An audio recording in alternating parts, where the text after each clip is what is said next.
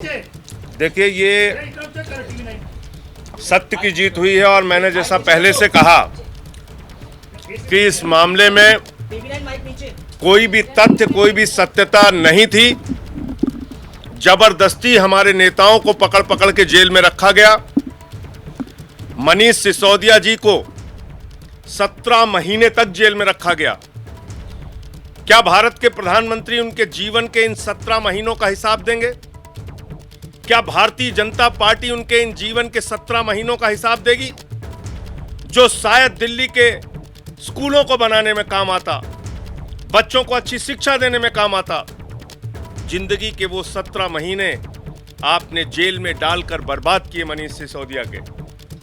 माननीय सर्वोच्च न्यायालय का हृदय से आभार है, सर झुका के नमन है कि लंबे इंतजार के बाद न्याय मिला।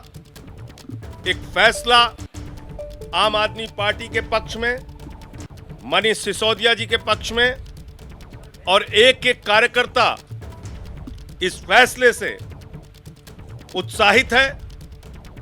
एक एक देशवासी, दिल्ली का नागरिक इस फैसले से खुश है और सब ये मानते थे कि हमारे नेताओं के साथ जोर जबरदस्ती और ज्यादती हुई है। हमारे मुखिया अरविंद केजरीवाल जी को अभी भी जेल में रखा है, सत्येंद्र जैन जी को अभी भी जेल में रखा है। मैं उम्मीद करता हूं जल्द ही उनको न्याय मिलेगा।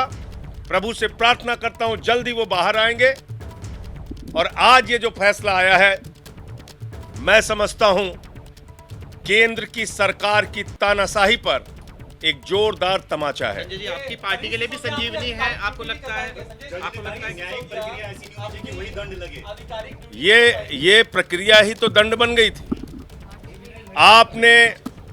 आपने जानबूझकर, कभी ईडी आती है, कहती है ये जवाब दाखिल करना है, वो जवाब दाखिल करना है, ये सप्लीमेंट्री दाखिल करनी है, वो चार्जशीट दाखिल करनी है।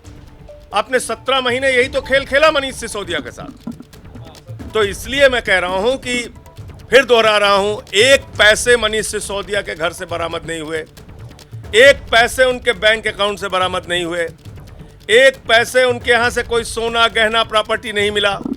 आपने जबरदस्ती एक आदमी को सिर्फ अपनी राजनीतिक द्वेष और दुर्भावना के कारण जेल में रखा और आज उस व्यक्ति को न्याय मिला है। मैं हृदय से सर झुका के माननीय सर्वोच्च न्यायालय के इस फैसले का नमन करता हूं।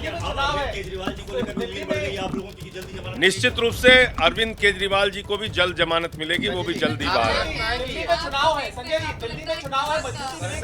दिल्ली के विधानसभा चुनाव के लिए और हमारे पार्टी के एक एक कार्यकर्ता के लिए बहुत बड़ी खुशखबरी है और इससे निश्चित रूप से हम लोगों को बहुत ताकत मिलेगी और जल्द ही हमारे मुखिया अरविंद केजरीवाल जी और सत्येंद्र जैन जी भी बाहर आएंगे।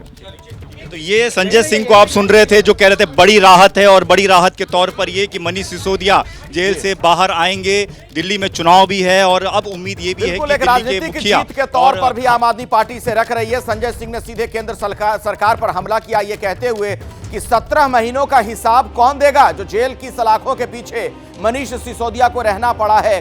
राजनीतिक विद्वेष की भावना के तहत की गई कार्रवाई, जो कि शुरू से आम आदमी पार्टी का स्टैंड है, उसी पर संजय सिंह अपना बयान दे रहे थे।